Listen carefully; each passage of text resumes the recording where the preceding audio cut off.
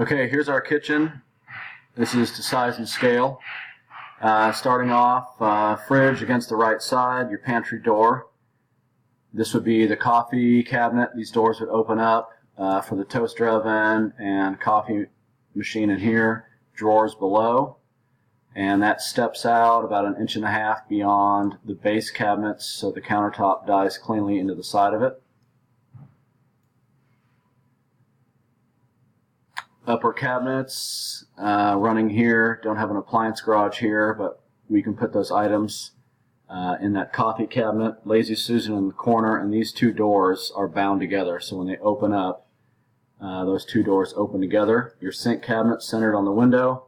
Dishwasher to the left, trash can, pulled the cabinets within 4 inches of the frame of the sliding glass door. Upper cabinets with glass, painted interiors, glass doors, glass shelves. Island cabinet with 12-inch deep cabinets on the back. And let's look at it this way.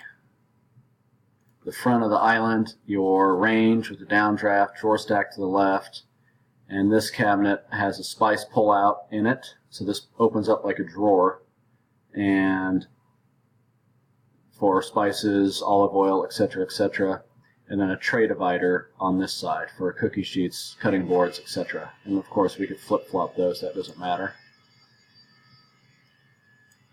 And as far as sizing, if we come from the front of this fridge leg, the fridge will stick out maybe another inch or two, but we have to the front of the island right now 57 inches, and then from the right side of the island to the other wall is 41. And I have that island, these are 24, so this is 36, and then you'd have about a foot overhang. So figure about 4 feet, 44 inches, I think is what you currently have. But the length of the island is 72. I think you currently have 77. But you can map it out. We can push it forward. You know, we can go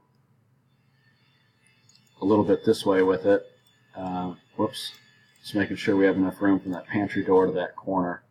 Right, that's 38, so that's plenty. And then if we moved it, we still have 46, which is quite comfortable, and 32. So I would slide it towards the pantry a little bit, but it works doing that, meaning reorienting the island and not having it on the diagonal. And then the other rendering, just an idea to throw out there, I think I like the one I just showed you a little bit better. If we did away with the pantry and put a pantry cabinet here,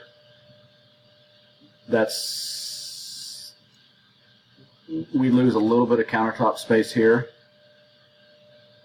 The fridge has to go to the left a little bit, so this corner lines up, but this is if we take out the pantry door and completely demolish the pantry and put the built-in cabinet.